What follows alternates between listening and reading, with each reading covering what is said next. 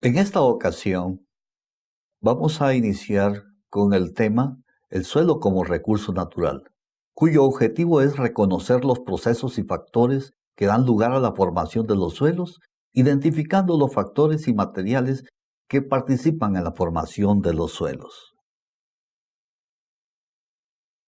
Como tema específico tenemos la génesis del suelo. ¿Qué significa génesis del suelo? Origen y evolución del suelo. Esta génesis del suelo es un proceso extremadamente lento. Esto se debe a que la formación de una capa de 30 centímetros de suelo puede durar de 1000 a 10.000 años. Desde este punto de vista, se debe considerar el suelo como un recurso no renovable a corto plazo y por lo tanto un bien a proteger. Concebirlo como un ser en equilibrio con un ambiente. ¿Y cuál es el origen del suelo? Los materiales sólidos que componen la corteza terrestre en su estado original provienen de la erupción volcánica, sedimentos arrastrados por la corriente de agua o por el afloramiento de material rocoso formado en el interior de la Tierra. Veamos en la imagen izquierda, donde tenemos un volcán donde fluyen los materiales líquidos que se encuentran en el interior de la Tierra, en el cual estos al salir se endurecen y forman rocas, las cuales en un momento determinado posteriormente van a desarrollar lo que es el suelo. Pero ¿cómo es que se desarrolla esta formación del suelo? Una vez que el material está a la intemperie, entonces ocurren procesos como de meteorización y erosión. La meteorización se refiere a aquella transformación que desarrollan los materiales por diferentes factores, y una vez que estos factores influyen sobre la roca, se comienzan a debilitar la dureza de la roca, y de esa forma es posible que se desarrolle el proceso de la erosión. Una vez que hay un proceso de desprendimiento del material en esta zona de la imagen que está a la derecha, esta entonces comienza a transportarse de acuerdo a la pendiente del terreno, y de esa manera van hasta las partes bajas, donde la topografía del terreno, que si es plana, va a dar lugar a la sedimentación de esos materiales que se han erosionado. ¿Y cuál es la evolución de este suelo? Los materiales mencionados anteriormente, al exponerse a la intemperie o medio ambiente, inician un proceso de alteración o descomposición. Veamos el caso, por ejemplo, una roca denominada roca madre, la cual es sólida. Esta comienza a ser fracturada por diferentes factores, y esto da lugar a que cuando se fractura comienza a desarrollar una capa superior en el suelo que permite entonces comenzar también a desarrollarse diferentes tipos de organismos.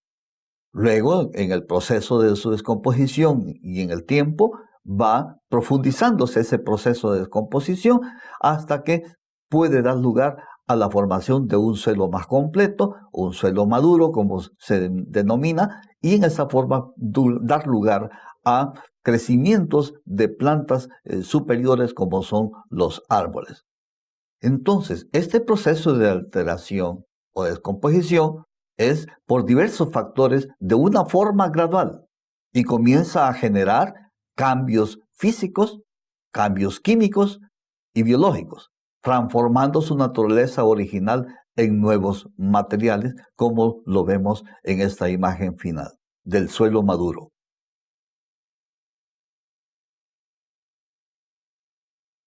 El suelo realmente tiene todo un proceso de formación. Es un ente natural que está en íntima relación con el paisaje, con su ambiente en donde éste se encuentra. Su formación está condicionada por una serie de factores, como lo menciona Jenny. Y él menciona una función cuyas variables independientes están constituidas por el material original, roca madre, el clima, los organismos, fundamentalmente la vegetación, el relieve o topografía del terreno y el tiempo. Y Jenny expresa el suelo pues como una función, como se declara en esta ecuación que ven ustedes en la diapositiva. Veamos de una manera más visible qué son esos factores. El caso, por ejemplo, del clima. Entre ellos tenemos los elementos precipitación y temperatura. El caso del material parental, donde se encuentran las rocas. Los organismos que se están refiriendo a aquellos que se encuentran como hongos, hojas que se depositan en los árboles, diferentes tipos de animales, de insectos que contribuyen a desarrollar el proceso de formación del suelo. Y decíamos también que la topografía, que esta influye porque un suelo formado en un sitio plano, pues va a tener unas características distintas a los que se desarrollan en una zona inclinada, o diferentes también en una zona donde se depositan los materiales que se erosionan a través de la pendiente del terreno. Además, tenemos el caso del tiempo. Esto significa de que todo este proceso de la acción de los diferentes factores que se han mencionado, estos no actúan en un instante de manera rápida, sino que se requiere de un tiempo largo, el cual pues eso implica que puede durar la formación de un suelo entre 1000, 5000, 10,000 o demás años para poder tener un suelo muy bien desarrollado. Aquí veamos los factores de una manera más específica. Veamos los elementos de los factores de formación. Los organismos están constituidos por la fauna. Dentro de ellos vamos a encontrar lombrices, insectos y diversos animales de diferentes tamaños. Luego también tenemos el hombre. El hombre en alguna medida también contribuye a ese proceso de formación. Y a la vez está la flora, que se está refiriendo principalmente a lo que es la vegetación. Luego tenemos el clima. El clima con sus elementos precipitación, que comúnmente se le denomina lluvia. Estas precipitaciones contribuyen pero muy fuertemente en el proceso de la formación de los suelos, porque proveen el agua y la humedad necesaria para que los materiales sobre el cual caen puedan ser comenzados a disolver, a transformar, en fin, trabajan diferentes tipos de reacciones para poder realmente hacer todo ese proceso. También el viento, aparentemente el viento no va a formar suelo de una manera muy fuertemente visible, pero sin embargo hay zonas del planeta Tierra en donde se observa que los vientos cuando son muy fuertes pueden golpear la roca a través de otras partículas que son desprendidas y de esa manera desarrollan procesos también de erosión. Y la temperatura, que juega un papel muy importante porque en su proceso de bajar las temperaturas o subir temperaturas hacen que los materiales parentales puedan dilatarse o contraerse. Y en ese proceso, pues, la roca puede sufrir fracturas físicas y de esa manera comienza a descomponerse. Por otro lado, tenemos el caso del relieve. El relieve está referido a la topografía del terreno. Cuanto más elevado es un terreno y tiene mayor pendiente, entonces va a haber mayor arrastre de los materiales. De tal manera, pues, que el relieve va a jugar un factor importante también, ya sea que el suelo sea plano o sea inclinado, va a tener características diferentes. Luego tenemos el material parental, que es sobre el cual se desarrolla todo el proceso de la formación del suelo. Este material parental sufre la acción de los otros factores que son organismos, clima, relieve y a la vez el tiempo. Cuando decimos el tiempo es porque en un primer momento, cuando comienza el proceso, vamos a tener suelos inmaduros. con muy poca formación y a la vez no son factibles que se puedan ser usados en la agricultura. Luego también el maduro, que es cuando ya tenemos un suelo que tiene características para poder soportar procesos de agricultura. Y viejo es cuando el suelo en alguna medida comienza a perder características que ya no le permiten desarrollar una agricultura como quisiera el hombre. A continuación veremos los materiales parentales. Vamos a desglosar un poco más a los aspectos que hemos señalado en los factores de formación. Y los materiales parentales es uno de esos factores sobre el cual inciden los organismos, el tiempo, la topografía y demás procesos que se desarrollan dentro de ella. Estos materiales se denominan material madre de los suelos, que es la fuente primaria de los materiales geológicos. Estas son rocas, las cuales varían según el origen, dando minerales distintos por su estructura y composición química, siendo las más importantes las rocas ígneas silicatadas. Veamos dentro de estas rocas que existen diferentes clases, y estas se clasifican de acuerdo a su división y por su origen. Veamos las magmáticas, denominadas también intrusivas, magmáticas, volcánicas o efusivas. La magmática intrusiva se está refiriendo principalmente a aquellas que se forman en el interior de la corteza terrestre. Y las magmáticas volcánicas o efusivas, estas se desarrollan en el exterior a la superficie de la corteza terrestre. Dentro de estas magmáticas vamos a encontrar lavas, entre ellas tenemos basaltos, andesitas, dacitas. Y por otro lado tenemos materiales piroclásticos, en el cual se denominan tobas, cenizas, escorias, lapiles, areniscas. Para el caso de estos materiales piroclásticos, estas se forman de una manera en que cuando hay una erupción volcánica, el material se fragmenta de pedazos muy pequeños hasta pedazos muy grandes. Y luego tenemos las sedimentarias, que estas provienen principalmente por el transporte de material que ha sido erosionado de zonas que están en zonas altas del terreno. Y metamórficas, estas son otras rocas que se forman en el interior de la corteza terrestre. Veamos un poco cómo es que se forman estas rocas magmáticas intrusivas. Decíamos anteriormente que son las que se forman en el interior de la corteza terrestre. Es cuando aquel material que se encuentra a grandes profundidades, como lo que se denomina el manto, este manto está formado por minerales en estado fluido. Pero cuando este manto fluye a través de ciertas grietas de la corteza, hace que posible de que esta lava llegue y se acerque a la superficie terrestre, pero no sale a la superficie.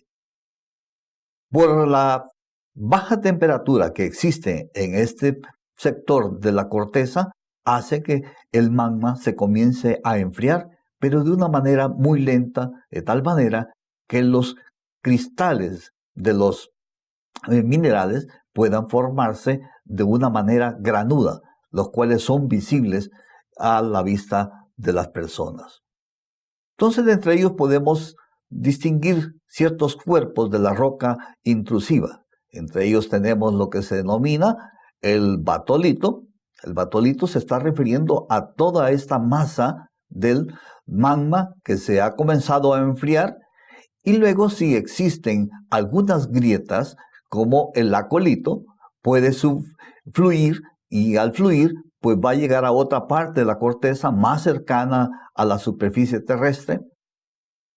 Como también pueden formarse lo que se denominan los diques. Los diques son los que se encuentran en esta parte de acá, los cuales son materiales duros que no permiten que fluya ese magma hasta la superficie terrestre. Y por último están los filones del manto, los cuales dentro de ellos se encuentran aquellos minerales como el oro, la plata, que en alguna medida son utilizados para la minería. Ejemplos de rocas intrusivas. Entre ellos tenemos granitos, como el que tenemos acá. Observen que en él hay una parte blanquecina que se refiere a ciertos materiales denominados silicatos, como el cuarzo, y luego otros oscuros, como lo ven ustedes aquí, los cuales son otro tipo de minerales que pueden ser biotitas, moscovitas, anfíboles, etc. Aquí tenemos otro tipo de roca denominada granodiorita, la cual es parecida al granito. La diferencia es que presenta un color un poco rosadoso, lo cual se debe a que hay una buena cantidad de un mineral denominado ortosa. Luego tenemos otra roca denominada sienita. Como ustedes observan, predominan los anfíbolos, los piroxenos, que son minerales más oscuros por el alto contenido de hierro. Y luego tenemos el gabbro, que es otra roca intrusiva, la cual es más oscura que las demás, en donde predominan principalmente los minerales ferromagnesianos. Ahora veamos las rocas magmáticas extrusivas. Estas se deben principalmente por la erupción de los volcanes. Decíamos anteriormente que hay un manto, el cual está constituido por minerales que están en estado fluido. Cuando existen grietas en la corteza, ese manto puede sufrir presiones y hacer que a través de esas grietas fluya ese manto, y posteriormente, cuando llega a la superficie, esta se va a constituir en lo que se denomina la lava. Y esa lava va a correr sobre el terreno, dependiendo de su topografía, de tal manera pues que ésta se deposita alrededor del volcán mismo. Y a esto se le denomina coladas de lava. Luego está otro material. El otro material que se denomina material piroclástico. Esta erupción se debe principalmente cuando hay una gran cantidad de gases. Y los gases hacen que por presión fluya este manto a la superficie, pero de una manera violenta, explosiva. Entonces los minerales no llegan a formar coladas de lava, sino que se fragmentan al volar por los aires y de esa manera se convierte como un polvo volcánico, lo cual va a tener diferentes tamaños que van a dar lugar a diferentes clases de materiales piroclásticos. Aquí tenemos un esquema de la clasificación de las rocas ígneas y se realiza en función de la textura y la composición química. La textura se está refiriendo a que si los granos de los cristales de los minerales se observan a simple vista o si los granos de los cristales no pueden verse a simple vista y necesitamos de un equipo microscópico para poder visualizar esos cristales. Y por otro lado también la composición química. La composición química hará de que haya una diferencia de las rocas. Entre ellas, por ejemplo, los granitos, donde existe una gran cantidad de silicatos, al igual que las riolitas. Pero posteriormente tenemos la diorita, donde van predominando otros minerales como las plagioclasas, los feldespatos. Y luego tenemos como el gabbro, donde vamos a tener materiales como ferromagnesianos, que darán coloración más oscura, como lo vimos en la imagen anterior. Y por último, la peridotita, que es una roca en donde predomina lo que se denomina el olivino. Observemos aquí, por ejemplo, el granito y la riolita tienen un alto contenido de cuarzo, feldespatos potásicos, moscovita, pero en la medida que nos vamos yendo hacia el tipo de roca diorita andesita, comienza a disminuir el cuarzo e incrementa las plagioclasas. Estas se denominan intermedias. Luego tenemos donde está el gabbro, el cual predomina el piroxeno. Y el piroxeno son materiales ferromagnesianos. Y por último tenemos estas otras peridotitas donde predomina el olivino.